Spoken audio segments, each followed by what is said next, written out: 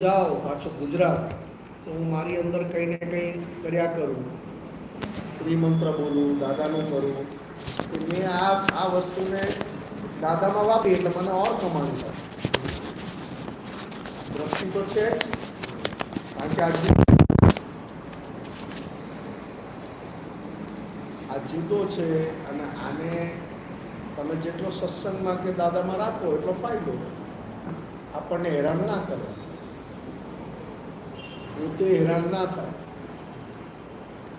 પોતે હેરાન ના થાય એટલે આપણને હેરાન ના કરે. એ જ આનંદમાં રહે એટલે આપણને જ્ઞાનમાં આગળ લે.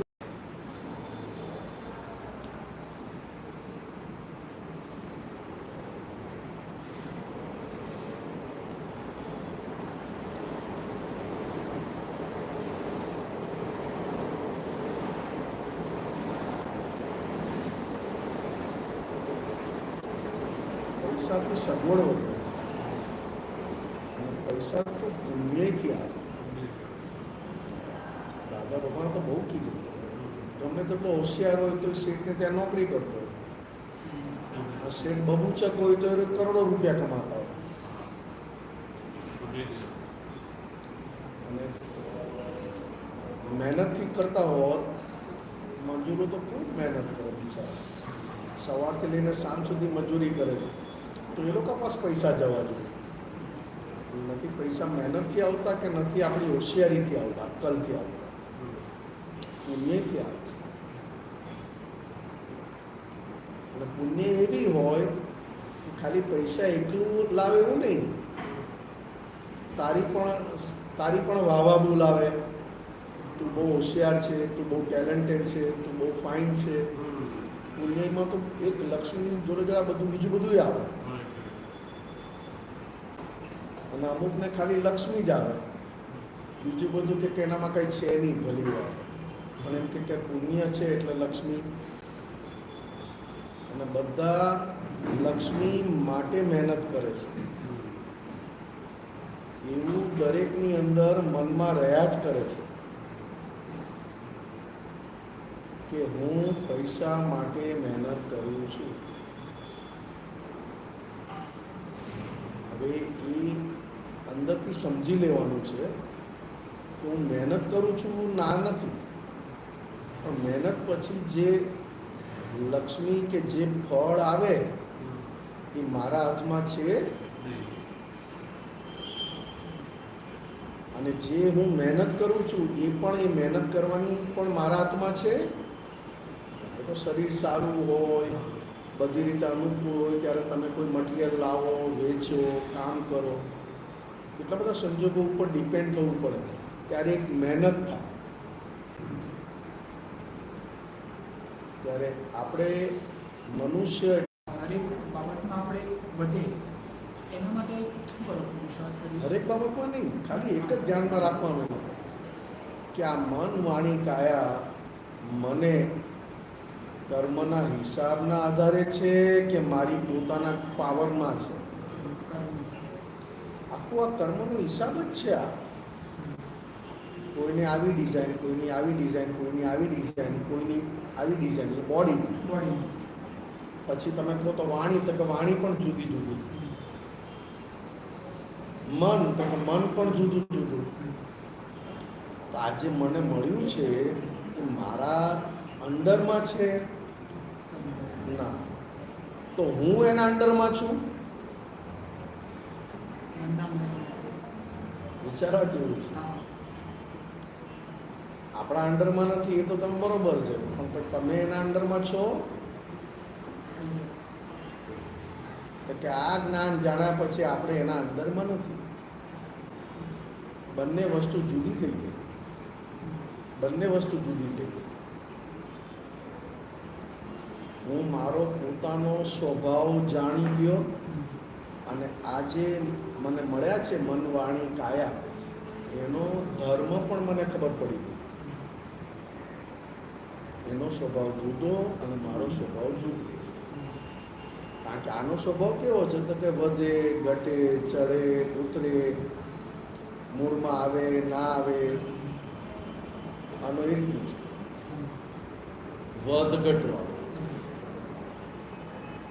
હું શુદ્ધાત્મા તો કે વધઘટવાળાને જોયા કરું છું, કારણ કે મારો સ્વભાવ વધે નહીં ને ઘટે નહીં. આવું ખબર હોય તો આની અંદરમાં ના હોય, નહીં તો મન વચન કાયાની કયામાં આવી જ જાય. કયામાં આવી જવું એટલે શું? તો કે ભોગવે મન વાણી કાયા. અને હું જો મારા સ્વરૂપનું મને પાક્કું ભાન ના થયું હોય અને ભાન થયા પછી પણ મેં એનો અભ્યાસ કાચો રાખ્યો હોય તો થાય ઇફેક્ટ મન વચન કાયાને, લાગે કે મને થાય છે. જે ભોગવે એ બૂમ પાડે છે, હું નહીં. જેમ કે હવે 12:30 1 વાગી ગયા કે 1:30 વાગી ગયો અને જમવા ના મળ્યું, તો જેને ભૂખ લાગી છે એ બૂમો પાડે છે. હું શુદ્ધાત્મા છું, મારે તો કંઈ જમવાનું નથી અને મારે ભૂખ્યાય થવાનું નથી. એટલે જે ભૂખ્યો થયો છે એ બૂમો પાડે છે. પણ ત્યાં આપણું કાચું શું પડે કે મને ભૂખ લાગી છે ને મને જમવાનું છે. એટલે આ સંસારમાં શુદ્ધાત્મા બધાની અંદર હોવા છતાં શુદ્ધાત્માની કોઈ ક્રિયા નથી. પણ મુખ્ય ક્રિયા જે આ ચામડાની આંખથી દેખાય છે ને, આ શરીર, આ બધું હલન ચલન બધું, એટલે આપણા બધાની અંદર એક કઈ બિલીફ આવી ગઈ, આ કરે છે, આ કરે છે, આ કરે છે, આ કરે છે, આ કરે છે, આ જાય છે, આ આવે છે. દાદા કે આમાંથી કોઈની સત્તા નથી. આ જે મળ્યું છે એમાં કોઈની સત્તા નથી. તો દેખાય આપણે આંખ ખુલ્લી છે ચામડાની, એટલે અહીંયા કેવું રહે છે એ પ્રમાણે જગતને જુએ. અહીંયા મને આનંદ રહેતો હોય તો મને જગત આનંદવાળું દેખાય. અહીંયા મને અંદર આનંદ ના હોય, મૂળમાં ના હોય તો મને જગતે મૂળ વગરનું જ દેખાય. એનું કારણ શું? આપણે ક્યારેક મનમાં મૂળ ના આવે એ આપણને મન તો ગયા ભવનું લાવેલા છે. એના સ્વભાવમાં, ધર્મમાં છે. જેવો તમારો કર્મનો હિસાબ એ પ્રમાણે વધે ને ઘટે. તમને કર્મના હિસાબમાં કેવી ઇફેક્ટ આપવાની છે, ભોગવવાની, એ પ્રમાણે મન એવું હિસાબ ભેગા થાય, સમય પાકે, જગ્યા મળે અને આપણને અસર આવે.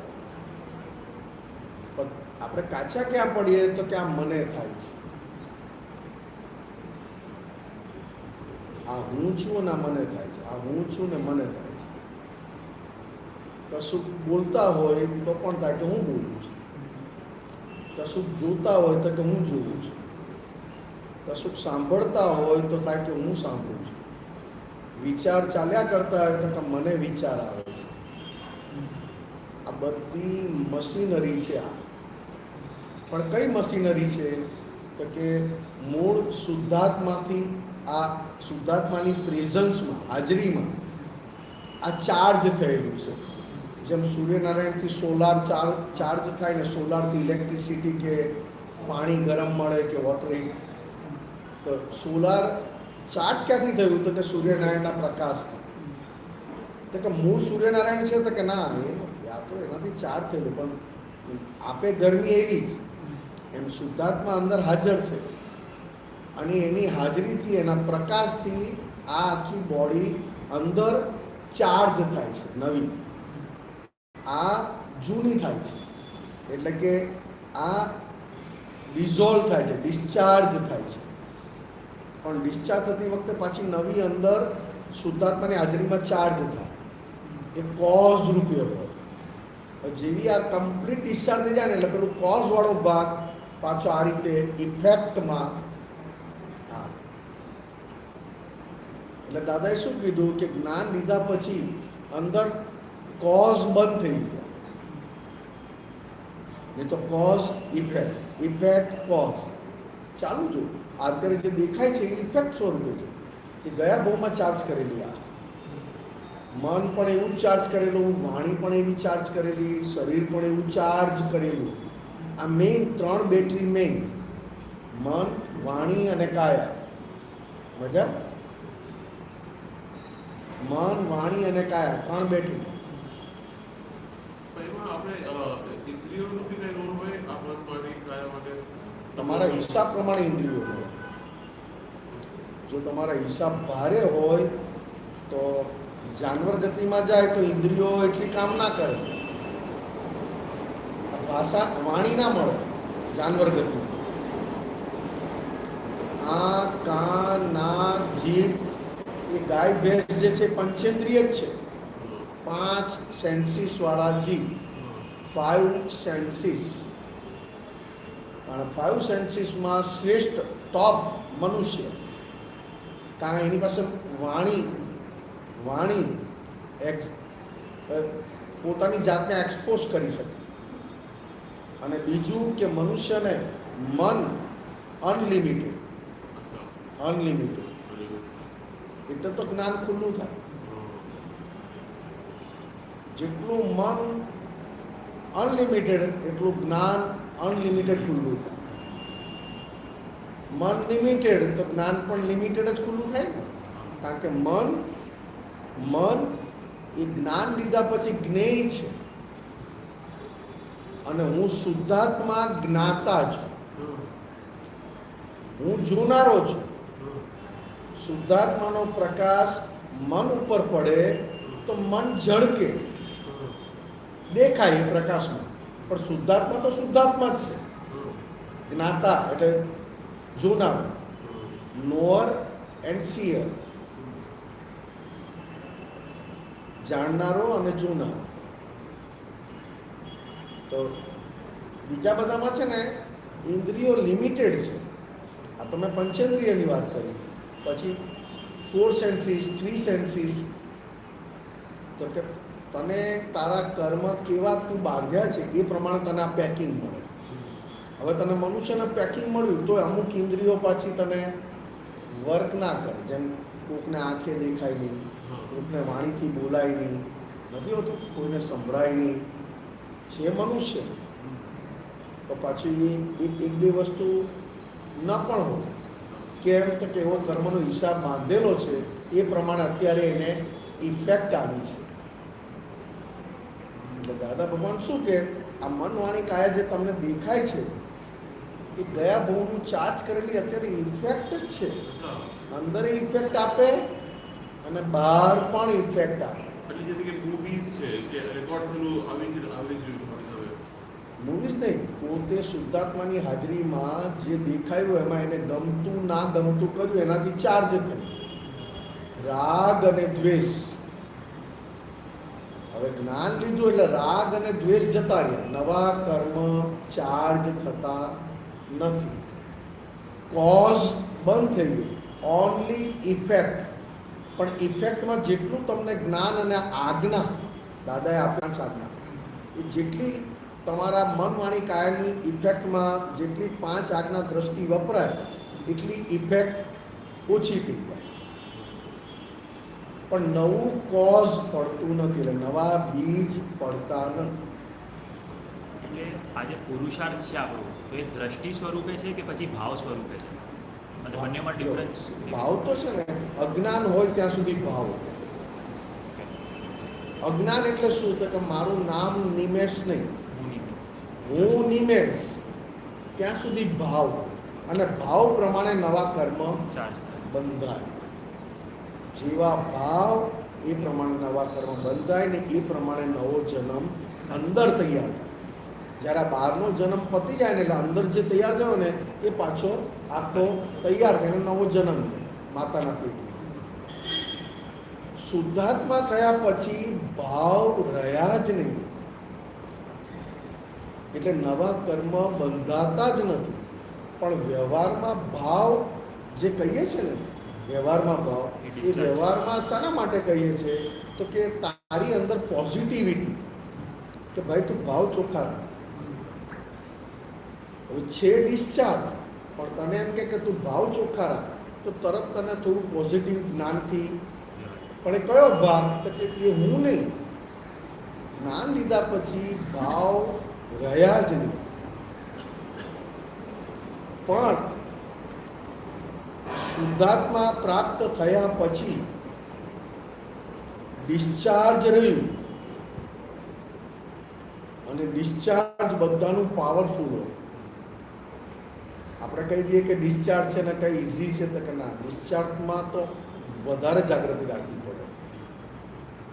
ભાવથી મુક્ત થયા પછી તમારી બધી શક્તિ અને બધી જાગૃતિ ડિસ્ચાર્જમાં હાજર રહે તો ડિસ્ચાર્જથી છૂટાય, નહીં તો ડિસ્ચાર્જ તો ઓર ચીકણું. અને એ જાગૃતિને આપણે આ દ્રષ્ટિનો ઉપયોગ કરવા માટે યુઝ કરવાની છે. 5 આજ્ઞા દ્રષ્ટિ. દ્રષ્ટિ 5 આજ્ઞા દ્રષ્ટિ એટલે મહાત્માઓને આપણને બધાને દ્રષ્ટિનો પુરુષાર્થ છે. દેખાતો પુરુષાર્થ એ જગતની ભાષામાં છે, અને વિતરાગ ભગવંતોની દ્રષ્ટિએ પુરુષાર્થ કયો તો કે આજ્ઞા દ્રષ્ટિનો જેટલો ઉપયોગ કરે એટલો એ પુરુષાર્થી કહેવાય.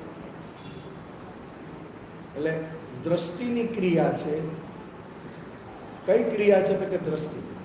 તો કે કઈ ક્રિયા કરે તો કે દરેકમાં શુદ્ધાત્માના દર્શન કરવા.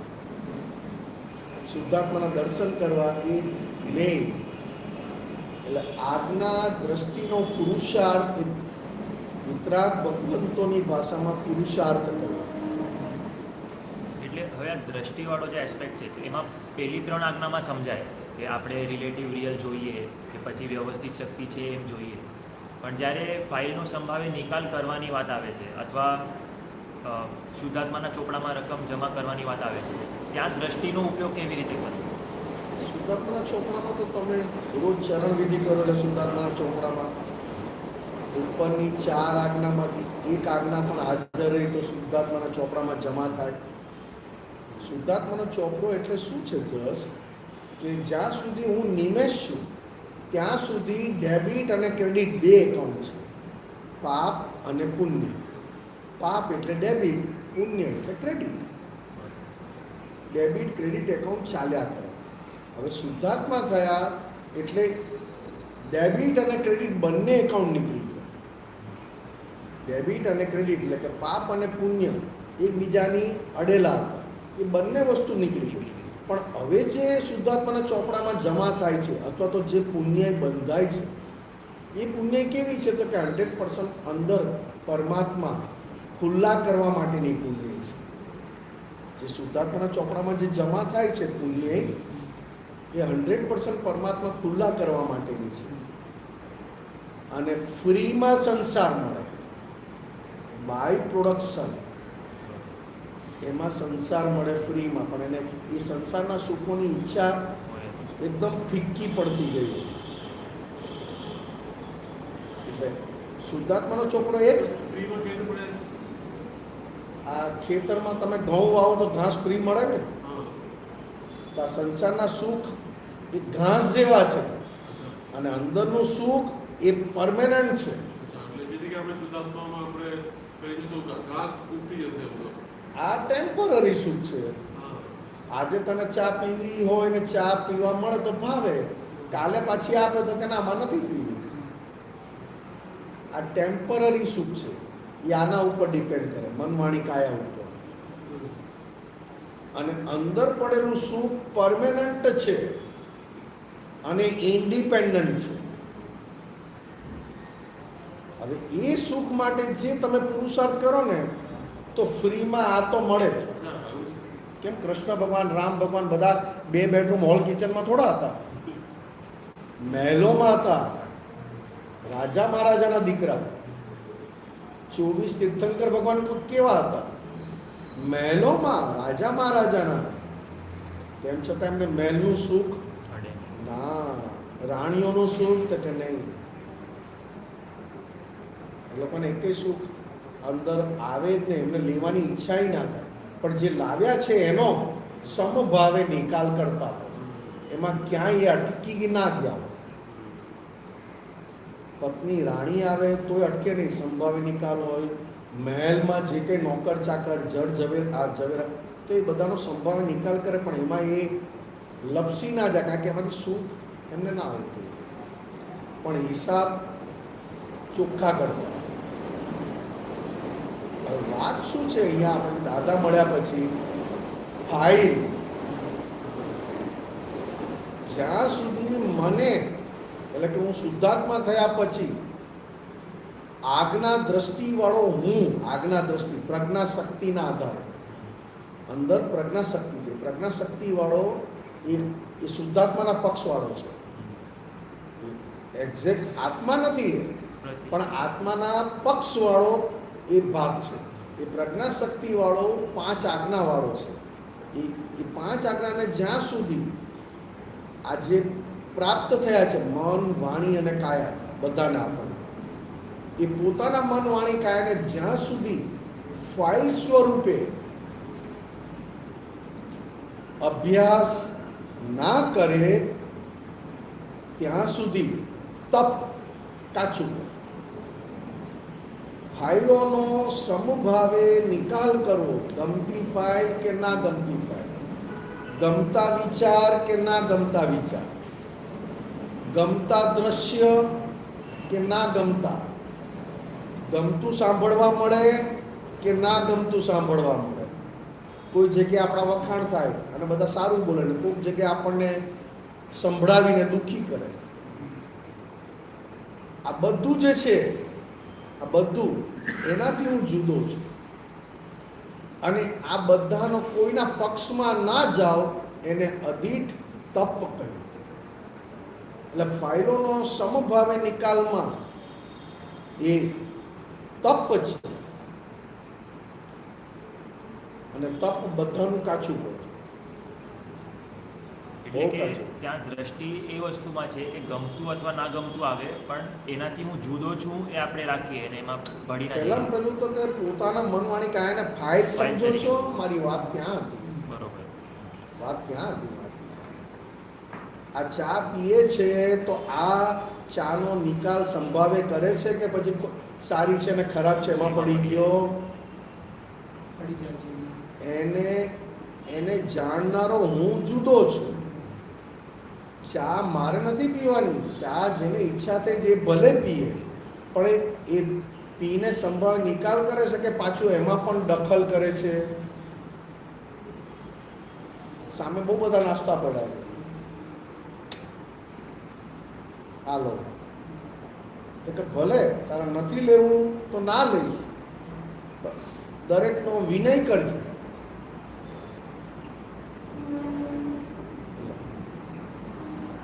પોતાના પ્રાપ્ત થયેલા મન, વાણી, કાયા એ ઇફેક્ટ આપનારા છે. આ મન, વાણી અને શરીર ઇફેક્ટ આપ્યા કરે. એવરી મુમેન્ટ ઇફેક્ટ આપે. મનની ઇફેક્ટ, વાણીની ઇફેક્ટ અને શરીરની ઇફેક્ટ. ચા પીધા પછીની ઇફેક્ટ અને ચા નહોતી મળી એની પહેલાંની ઇફેક્ટ સ્વરૂપે જ છે. આ ઇફેક્ટ એટલે પોતે ઇટ સેલ્ફ ચાર્જ કરેલી બેટરી છે. ડિસ્ચાર્જ વ્યવસ્થિત શક્તિના આધીન અથવા તો ઓટોમેટિક થઈ રહી છે. આ જુઓ ને, બધા જન્મ્યા તો દરેક જણ મોટા થાય છે પણ જાય છે કઈ બાજુ? સ્મશાન. સ્મશાનની નજીક જાય છે બધા, કે થોડા સ્મશાનથી દૂર જાય છે. એટલે મન, વાણી, કાયા ડિસ્ચાર્જ છે ને. ડિસ્ચાર્જ સત્તામાં વિતરાગ ભગવંતો, જ્ઞાની પુરુષો હાથ ગાલે નહીં, કારણ કે ડિસ્ચાર્જમાં કોઈની સત્તા છે નહીં. કૃષ્ણ ભગવાનને તીર વાગ્યું પગમાં અને પાણી કરતા આયુષ્ય પૂરું થયું. રામ ભગવાન 14 વર્ષ વનવાસમાં ગયા અને બધું પૂરું કર્યું. તીર્થંકર પરમાત્મા 24માં તીર્થંકર પરમાત્મા મહાવીર પ્રભુ 12.5 વર્ષ એ ગયા ને એમના બધા હિસાબ ચૂકતે થયા ત્યારે જ એને કેવળ જ્ઞાન ખુલ્લું થયું. એટલે ડિસ્ચાર્જ, આખું જગત ડિસ્ચાર્જ બદલવા જાય છે. ત્યારે દાદા ભગવાન શું કહે છે કે ડિસ્ચાર્જના આધારે તારી અંદરની સમજ અને અંદરની દ્રષ્ટિ ફેરવી નાખ. સમજો કે ચા પીવું તો મને સુખ આવે છે, તો ત્યાં ફેરવ કે ચા છે એમાં સુખ નથી. એમાં સુખ મને જે લાગે છે એ મારી નબળાઈ છે. મારી વીકનેસ છે, પણ એનો પણ હું સમભાવે નિકાલ કરું છું. તો શુદ્ધાત્મા સિવાય જ્યાંથી તમને સુખ લો છો ત્યાં જો તમને આ ચોથી આજ્ઞા યાદ રહે અથવા તો હાજર થાય તો એ તપ સુપર તમે કર્યું કહેવાય. કારણ કે તપ બહુ જરૂરી છે. તપના આધારે ચારિત્ર છે. જ્ઞાન, દર્શન, ચારિત્ર અને તપ. અક્રમ વિજ્ઞાનમાં પહેલું દર્શન, કારણ કે જ્ઞાનીની કૃપાથી શુદ્ધાત્મા પ્રાપ્ત થાય છે, પોતાની મહેનતથી નહીં. એટલે પહેલા દર્શન, પછી જ્ઞાન, ચારિત્ર અને તપ. એટલે આ તપાદા અત્યારે પૂરું થશે એટલે આમ જશે કઈ નહીં.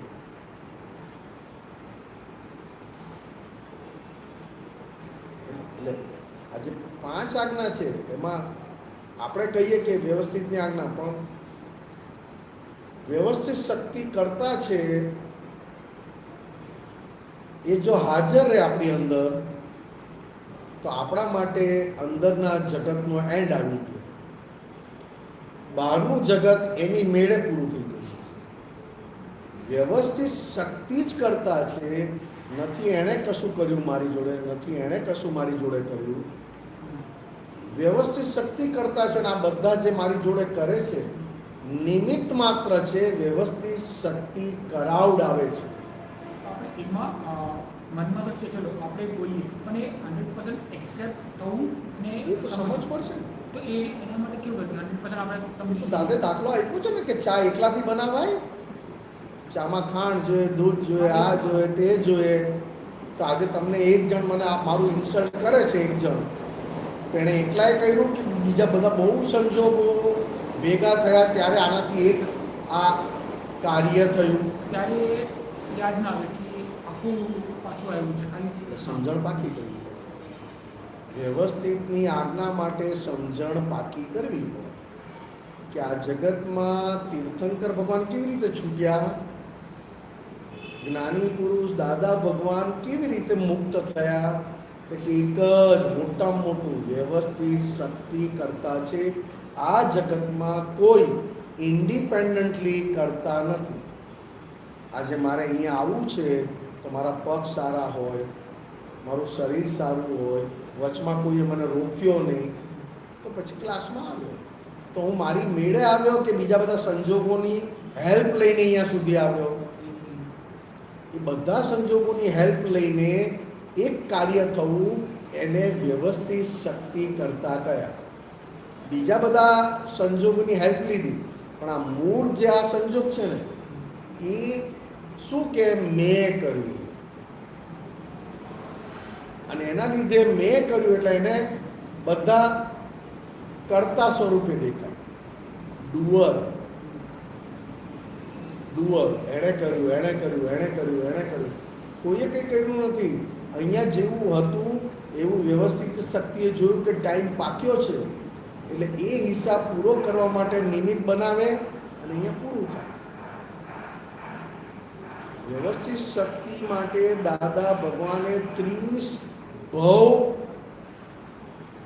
એમણે 30 ભવથી આ વ્યવસ્થિત શક્તિની શોધ કરતા હતા કે આ આત્મા પ્રાપ્ત થયો, બધું થયું, પણ તીર્થંકર ભગવાનને આટલો બધો આનંદ કેવી રીતે રહેતો? એ કયું જ્ઞાન હતું?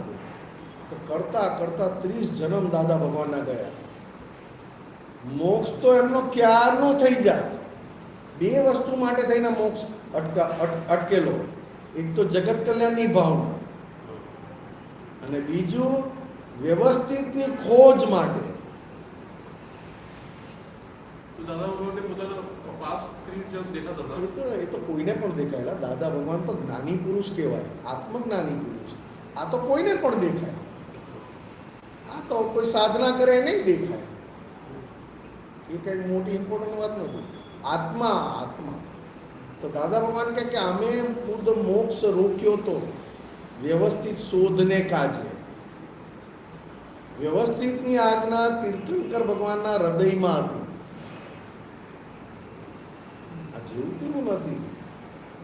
આખું બ્રહ્માંડ અંદર ઝળકે કેવો આત્મા હોય, અને આ કાળમાં એવા પુરુષ થવું, આખું બ્રહ્માંડ ઝળકે, અને કોઈ પણ પ્રકારનું ભિખારીપણું નહીં. બધી સત્તા હોવા છતાં કોઈ સત્તામાં સાંસાર સુખ અથવા વિનાશી સુખની કોઈ પણ આટલી ઈચ્છા નહીં. ત્યારે જઈને જ્ઞાની પદ ખુલ્લું થયું છે. અને આખા જગતમાં વ્યવસ્થિત શક્તિ એ કરતા છે, બાકી બધા નૈમિતિક કરતા છે. નિમિત્ત, નૈમિતિક. નૈમિતિક એટલે શું? તો કે ટ્રેનમાં ચડ્યા છીએ અને બધાના ધક્કાથી તને ધક્કો વાગે ને તું ઉતરી જાય, એટલે જોનાર શું કે એ ભાઈ ઉતર્યા ટ્રેનમાંથી, પણ એને ઉતાર્યા કોણ હતો? કે બધાના ધક્કાથી ઉતર્યા છે. એટલે કે નૈમિતિક કરતા, સ્વતંત્ર કરતા નહીં. તો કે સ્વતંત્ર કરતા હું નથી, તો ખરેખર કરતા કોણ છે? તો કે આ મને ભેગા થયા તો એની મરજીથી ભેગા થયા કે મારી મરજીથી? તો કે અત્યારે કોઈની મરજી નહીં. અત્યારે તો વ્યવસ્થિત શક્તિમાં જે અંદર ફીડિંગ થયું છે એ પ્રમાણે અત્યારે આ ઇફેક્ટ સ્વરૂપે ભેગા થયા. ચાર્જ કર્યું ત્યારે આપણે હતા, પણ જ્યારે વ્યવસ્થિત શક્તિના હાથમાં કંટ્રોલ ગયો ત્યારે આપણને બંનેને ખબર નથી કે શું થવાનું છે. એ વ્યવસ્થિત શક્તિ કરતા એ તો બહુ મોટી આજ્ઞા છે, અને એ આજ્ઞા આગળ જતા પોતાના મન વાણી કાયા ઉપર વાપરવી, અથવા પોતાના મન વાણી કાયા ઉપર વ્યવસ્થિત શક્તિ આ કરે છે અને વ્યવસ્થિત શક્તિ આને ચલાવે છે, એ રીતે જોવું. એટલે આના પ્રત્યેની માલિકી ભાવ તૂટ્યો હોય ત્યારે આવી રીતે જોવાય. નહીં તો માલિકી ભાવ હોય ને તો આને વ્યવસ્થિત શક્તિ કરતા ચલાવે છે એવું ના માને. હું ચા પીવું છું, હું જાઉં છું, મેં કામ કર્યું, એટલે પણ તું નિમેષ છે, તું તારું નામ આપ્યું તે તું પોતે છે? તો કે ના, હું તો શુદ્ધાત્મા. તો કરે છે અને તું બોલે છે કે હું કરું છું? તો કે વ્યવસ્થિત શક્તિની છેલ્લામાં છેલ્લી મોટી એક્ઝામ પોતાના મન વાણી કાયાને વ્યવસ્થિત શક્તિ કરતા છે, અને વ્યવસ્થિત શક્તિના આધીન આ મન વાણી કાયા છે. એ સંપૂર્ણ જ્ઞાન થવું, ત્યારે દાદા કે કેવળ જ્ઞાનની ખૂબ નજીક આવ્યા કહેવાય. કેવળ જ્ઞાનની ખૂબ નજીક. બધે રે કે આ નથી કરતા, વ્યવસ્થિત શક્તિ કરાવે, એમણે કશું નથી કર્યું, વ્યવસ્થિત શક્તિ કર્યું, આ બધામાં રહે. આની ઉપર આજે હું આપતપુત્ર છું, બ્રહ્મચર્ય છે, અથવા તો મારે સંસારના કોઈ વ્યવહારમાં કંઈ છે નહીં, અને અંદર એવા સાંસારિક વિચારો ફૂટે અંદર, તે કોણે ફોડ્યા? તો કે વ્યવસ્થિત શક્તિ. કે તો કે એવો માલ તું ભરીને લાવેલો છે, અંદર અહીંયા માલ ભરીને લાવ્યો છે, એટલે એનો ટાઈમ થાય એટલે એવી ઇફેક્ટ આપે વિષય વિકાર. પાછો ટાઈમ બદલાય એટલે પાછી લક્ષ્મીની ઇફેક્ટ આપે. પણ કરે છે કોણ? તો કે વ્યવસ્થિત શક્તિ. ખબર પડે ને, બધું ના ખબર પડે. આજે ભૂખ લાગે તો ખબર નથી પડતી, તો પછી આ કેમ ના ખબર પડે? ખબર પડે છે, પણ ખબર છે કે હવે ભૂખ લાગી જાય, ચૂપ બેસવાનું છે, પણ 5 મિનિટ રહીને તો રાડો નીકળી જ જાય છે. હા, તો એને કેવી ટેકલ કરવાનું કે આપણે આમ બેલેન્સ રહે આપણું, કે આપણે કંઈ નહીં. આપણે તો વ્યવસ્થિત, આપણે તો આખું દાદાનું જ્ઞાન વાપર્યું હોય કે વિષય વિકારમાં સુખ છે, એનો થોડો અભ્યાસ હોય, 9 કલમની 6ઠી કલમ વારંવાર બોલતા હોય, 9 કલમની 6ઠી કલમનું રાખ્યું હોય તો કામ થાય. ભલે તમારા હિસાબના આધીન પતિ પત્નીનો વ્યવહાર ભલે આવે, પણ આ વિષય વિકાર એ મોજ શોખનું સાધન ના બનાવે, એન્ટરટેનમેન્ટ માટેનું નથી. ભલે મારા હિસાબમાં આવ્યું કે લગ્ન કરવાના છે, લગ્ન કરીને એક પત્ની આવવાના છે, તો પત્ની જોડે જે વ્યવહાર છે એઝ એ પતિ પત્ની જે વ્યવહાર છે ફિઝિકલ ક્યાં એ ભલે થતો, પણ એ વસ્તુને મારે એન્ટરટેનમેન્ટ, મારી અંદર એ રમત રમી જાય, મને નચાવી જાય, એ ના હોવું જોઈએ. એટલે દાદા કહેતા હતા કે પહેલાંના ઋષિ મુનિઓ લગ્ન કરતા, પણ કેટલા પૂરતું? એક બાળક કે બે બાળક થાય પછી આજીવન બ્રહ્મચર્ય હોય, પછી ના હોય કશું. એ કે આ કંઈ મોક્ષનું છે? ના, આ તો આટલો વ્યવહાર છે ને, આટલા વ્યવહારથી આટલો થઈ ગયો, પછી બંને પોતપોતાની શક્તિ આખી આધ્યાત્મમાં વપરાય, ધર્મમાં વપરાય, પોતાના. અત્યારે તો શું થયું છે? અત્યારે બેફામ થઈ ગયા છે. હકનું હોય કે અણહકનું હોય, હકમાં ના આવે તો બીજામાં, બીજામાં ના આવે તો ત્રીજામાં. હવે એ જે અંદર માલ ફૂટે છે, એ માલ કોણ ફોડે છે? તો કે વ્યવસ્થિત શક્તિ. કેટલા ફોર્સથી ફૂટે છે? તો કે જેટલા ફોર્સથી મેં ભર્યો એટલા ફોર્સથી મને ઇફેક્ટ આપે. અને એ ટાઈમે જો હું અંદર જાગૃત થઈ જાઉં તો એના લપસવામાં હું ના આવું. વ્યવસ્થિત શક્તિ શું કરે છે? જે માલ લાવ્યા છો એનો ઉગાડો કરે, અસર આપે અને ખાલી કરે. વ્યવસ્થિત શક્તિ તમને લપસાવાનું કામ નથી કરતી. લપસાવાનું એટલે કે એમાં લપસી જવું અથવા એમાં એકાકાર થવું, એ તમારી પોતાની ઇન્ડિવિજ્યુઅલ સમજણ કેટલી પાવરફુલ છે એ પ્રમાણે તમે રહી શકો. આજે મને લોભની ગાંઠ બહુ મોટી છે. દયા ભોમાં પૂર્વે ભોમાં લોભનો સ્ટોક બહુ લાવ્યો. પૈસા બચાવવા છે અથવા તો ભેગા કરવા છે જ્યાંથી મળે. તો અત્યારે વ્યવસ્થિત શક્તિ શું કરે? આ ભાવમાં જે ચાર્જ કર્યું છે ને એને ડિસ્ચાર્જ કરવાની સત્તા વ્યવસ્થિત પાસે. વ્યવસ્થિત શક્તિ પાસે ડિસ્ચાર્જ કરવાની સત્તા.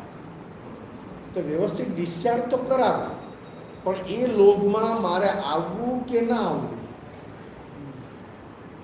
એ તો બોલે પૈસા બચાવવા છે. પૂછવું પડે, તારે બચાવવા છે તો બચાવીને શું કરવું છે? તો કે ના, ફ્યુચર સારું રહે ને તો છેડ ત્યારે આજે થોડા વાપરી નાખીએ, કારણ કે પ્રેઝન્ટ તો સારું રાખીએ. જો તું પૈસાથી ફ્યુચર સારું કહેતો હોય તો પહેલાં સેમ્પલ બતાવ, પ્રેઝન્ટ સારું છે કે નહીં. અને પ્રેઝન્ટમાં સારું જાય તો ફ્યુચર સારું. હેડ ત્યારે આજે જ વાપરી કાઢીએ થોડા, તો કે ના આજે નહીં. તેનો અર્થ શું થયો? કે આપણને અંદરથી આપણને મૂર્ખ બનાવે છે. ફ્યુચર છે નહીં ને ફ્યુચર બતાવે છે. કારણ કે લોભ હોય ને ત્યાં બીજી બધી બહુ રમતો આવડી જાય અંદર, પોતાની અંદર. એટલે આવું વ્યવસ્થિત શક્તિ શું કહે છે?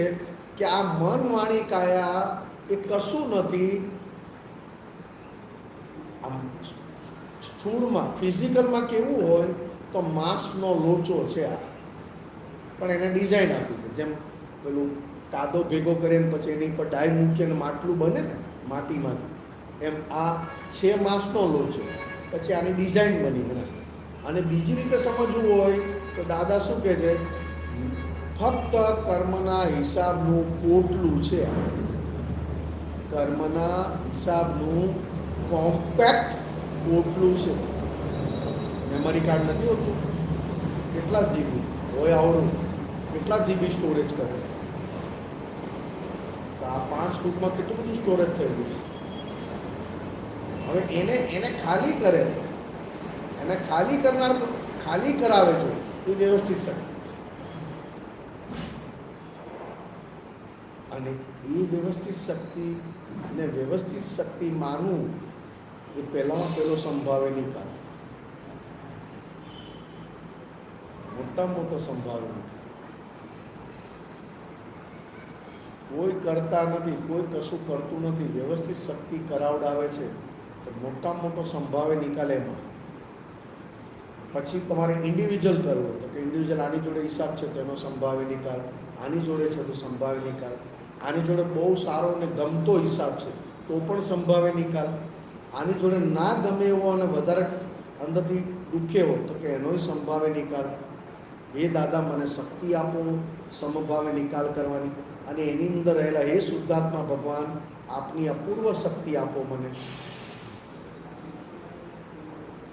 પણ પ્રેક્ટિકલી સંભાવ્ય નિકાલ એટલે શું હોય કે સંભાવ એટલે કોઈ તને ગાળ આપે તો અંદરથી નેગેટિવ ના થાય, અને કોઈ તારી બહુ એપ્રિશિએશન કરે તો અંદરથી તું પોઝિટિવ ના થાય. બંને વસ્તુ ટેમ્પરરી છે, અને ટેમ્પરરી તું સમજે તો પછી તારી અંદર નોર્માલિટી રહે. પોતાની અંદર નોર્માલિટી, નોર્મલ થવા માટે આ આજ્ઞા છે. નહીં તો તારને કોઈ બહુ તારી વાહ કરશે ને તો તું એકદમ ચડી બેસીશ, અને કોઈ તારું બહુ ખરાબ બોલશે ને તો તું ડિપ્રેસ થઈ જઈશ, અથવા તો એગ્રેસિવ થઈ જાય. સંભાવ્ય નિકાલમાં મોટા મોટું શું તો કે એ જેને ગાળ આપે છે અથવા એ જેનું ખરાબ બોલે છે એ હું પોતે નથી. એ કોનું ખરાબ બોલે છે તો કે આ શરીરને નામનું, બરાબર. અને એ ખૂબ તારી પ્રશંસા કરે, બહુ વાહ કરે, એપ્રિશિએટ કરે તમે. તે જેની એપ્રિશિએટ કરે છે, જેને એ કરે છે એ પણ હું પોતે નથી. એ જે દેખાય છે તેનું કરે છે. આ દ્રષ્ટિ પહેલા વપરાય કે કોનું ખરાબ બોલે છે તો કે નિમેશ આનંદ. હું નિમેશ છું તો કે ના, આ પણ મારો નેબર છે ને આ પણ ટેમ્પરરી છે. આનું ખૂબ સારું બોલે છે, ખૂબ. તો કે કોનું સારું બોલે તો કે નિમેશનું. તો કે નિમેશ સારો છે તો કે કંઈ કહેવાય નહીં, ટેમ્પરરી છે. આજે સારો કાલે પાછો આડો. આવું આપણને શુદ્ધાત્મા થયા પછી આના પ્રત્યેનું જ્ઞાન થઈ જાય ને તો પછી આપણને ચોથી આજ્ઞા આરામથી રહે, સમભાવે. આ દ્રષ્ટિ ફાઇલ નંબર 1 જોડે રહે તો બધું ટેમ્પરરી છે. આજે આણે મારા વખાણ કર્યા, કાલની કોઈ ગેરંટી નહીં. આજે મને મળ્યા તો મને બહુ ફાયદો કર્યો, પણ કાલની પાછી કોઈ ગેરંટી નહીં. મારો હિસાબ, આનો હિસાબ એ થોડું કરે છે. આજે મને પ્રોફિટ કરાવ્યું એમણે તો હું એનો સંભાવ્ય નિકાલ કરું છું, અને નિમિત્ત તરીકે એનો ઉપકાર માનું છું કે મને મારા એક હિસાબમાંથી મને છોડાવ્યો. ભલે એણે પ્રોફિટ કરાવ્યું, ઇન્કમ કરાવ્યું, તો પણ હું શું કહું છું, એ મારો હિસાબ હતો અને એણે મને એક હિસાબમાંથી છોડાવ્યો, એટલે હું એને નમસ્કાર કરું છું.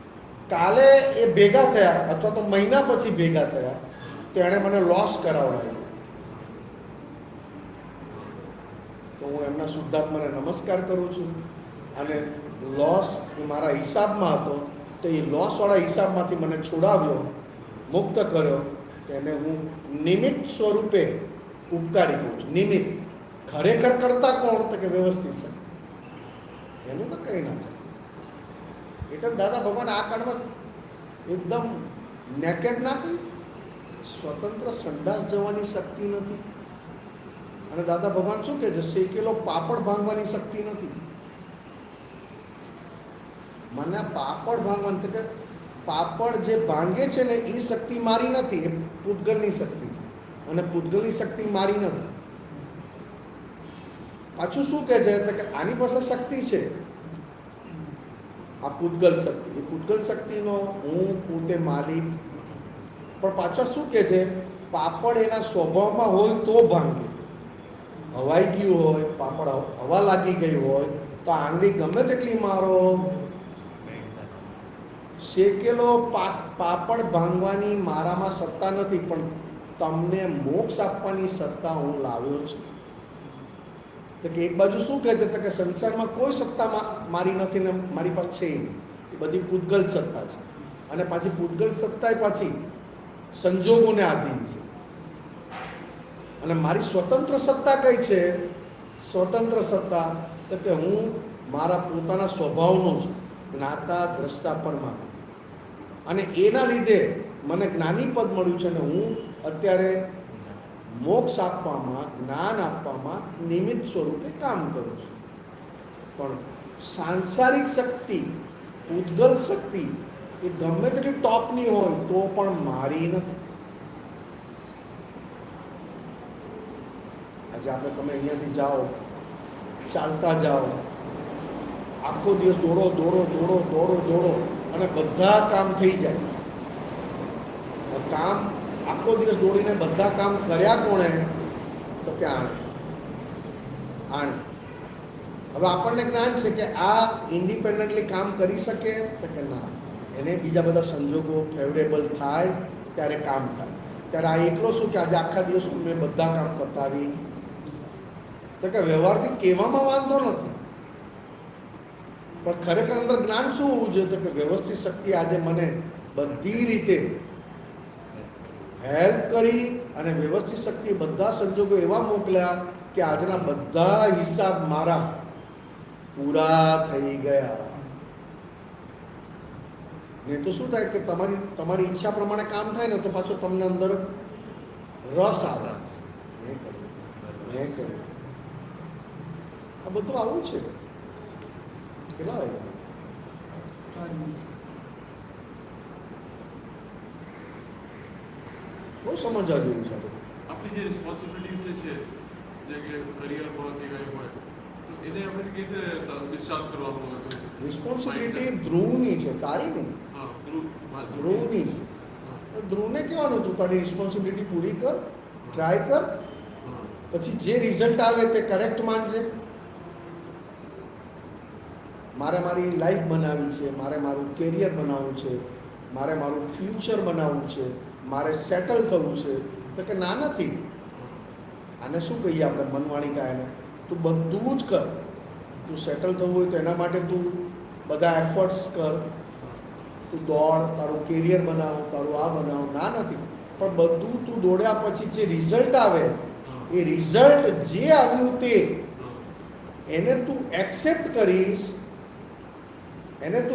કરીશ તો તને અંદરથી કોઈ હેરાન કરી શકશે નહીં. નહીં તો તું અંદરથી ડિસ્ટર્બ થઈ જઈશ. સમજો કે હું આજે આખો દિવસ દોડું, 2 જ કામ થયા અને 10 કામ ના થયા તો માઇન્ડ ડલ થઈ જાય, ડિપ્રેસ થઈ જાય, મૂડ જતો રહે. એ ક્યાં? તો કે એ જે દોડનારો છે ને, એ દોડનારો અહંકાર ડિપ્રેસ થઈ જાય છે. અહંકારને જ્ઞાન કોણે આપેલું? તો કે મને. અહંકાર જે દોડ્યો આખો દિવસ 10 કામ લઈને, એમાંથી 2 કામ થયા, 8 કામ ના થયા. અહંકાર દોડ્યો, અહંકારે આખો દિવસ કર્યું, પણ અહંકારને આ 10 કામ કરવાનું જ્ઞાન કોણે આપેલું? તો કે મન ગાંઠોનું છે. ગાંઠો અલગ અલગ ગાંઠો. આજે આ કામ કરું છું, આ કામ કરું છું, આજે આ થઈ જાય. તો મન જ્ઞાન આપ્યું અહંકાર આખો દિવસ દોડ્યો, પણ સાંજ પડ્યું, 2 જ કામ થયા, 8 કામ ના થયા, એટલે મન ડિપ્રેસ થયું. એટલે અહંકાર ડિપ્રેસ થઈ ગયો કે ના, મારો મૂડ નથી, ના મને કોઈ ડિસ્ટર્બ નહીં કરે, ના મને મજા નથી. અને 10 કામ નક્કી કર્યા અને 10ની જગ્યાએ બીજા 2 કામ એક્સ્ટ્રા થઈ ગયા. ત્યારે અહંકારનું કેવું હોય? કોઈ બોલાવે નહીં તોય બોલાવા જાય, બહુ વાતો કરવા માંડે, એકદમ ફ્રેશ હોય, ખાધું કંઈ ના હોય તો કે ના હું ફ્રેશ છું. આ કયો ડિપાર્ટમેન્ટ છે? તો કે ફાઇલ નંબર 1. ફાઇલ નંબર 1 એટલે કોણ? હા, એની આખી ઇફેક્ટ છે. અને હું શુદ્ધાત્મા છું. એટલે આપણે કહીએ એના ફાઇલ નંબર 1 ને, તું તારું કામ કર, તું તારી રિસ્પોન્સિબિલિટી પૂરી કર, તું તારે જે કેરિયર બનાવવું તે કર, પણ એ બધું કોશિશ કર્યા પછી જે રિઝલ્ટ આવે, બધી કોશિશ કર, પણ રિઝલ્ટ આવે એ રિઝલ્ટને ઇઝીલી એક્સેપ્ટ કરી લેજે તો તને ડિપ્રેશન નહીં આવે. તારો અહંકાર પણ શાંત પડી જશે અને તારું મન બહુ જ્ઞાનમાં આવી જશે. કામ કરે ના કરે એ વ્યવસ્થિત શક્તિના આધીન છે. પણ તું ઘરમાં બેઠો હોય તો તું ડિપ્રેશનમાં હોય, કંઈ કામ ના હોય તો પણ તું મનથી ડિપ્રેશનમાં હોય. પણ તું એમ કે આ બધું કર્યા પછી જે રિઝલ્ટ આવ્યું, પોઝિટિવ કે નેગેટિવ, એને તે સિમ્પલી એક્સેપ્ટ કર્યું, તો તારું મન પણ જ્ઞાનમાં આવી જાય અને અહંકાર પણ ફ્રેશ રહે. નહીં તો અહંકાર શું કે મેં આમ કર્યું, મારે કંઈ ના થયું, મન બૂમ કરે. પણ તું કે ના, રિઝલ્ટ શું આવ્યું એ જ કરેક્ટ. રિઝલ્ટમાં શું આવ્યું તો કે આટલું આવ્યું, તો કે વ્યવસ્થિત, કરેક્ટ, વ્યવસ્થિત શક્તિ આટલું જ રિઝલ્ટ આજે આપ્યું. બસ, તો વ્યવસ્થિતના હાથમાં હતું, મારા હાથમાં નહોતું. મારા હાથમાં તો ખાલી દોડવાનું જ હતું, દોડીને રિઝલ્ટ આપવાનું વ્યવસ્થિતના હાથમાં હતું. વ્યવસ્થિત આજે આખા દિવસના કામમાં શું રિઝલ્ટ આપ્યું, તો કે આટલું આપ્યું, તો કે કરેક્ટ. તો તરત મન ફ્રેશ થઈ જાય, અહંકાર અંદરથી એકદમ ઉછળી ના પડે અથવા તો ડિપ્રેશન ના થઈ જાય. બીજા દિવસે પાછો એ કામ કરી શકે એવું. હા, ગઈકાલની ઇફેક્ટ આજે લઈને ફરે નહીં. ગઈકાલની ઇફેક્ટ આજે લઈને ફરે એને બહુ પ્રોબ્લેમ છે. આજની ઇફેક્ટ આજે, પછી આવતીકાલે તો કે નવી ઇફેક્ટ, એને મારે અત્યારે ક્યાં યાદ કરવાની છે?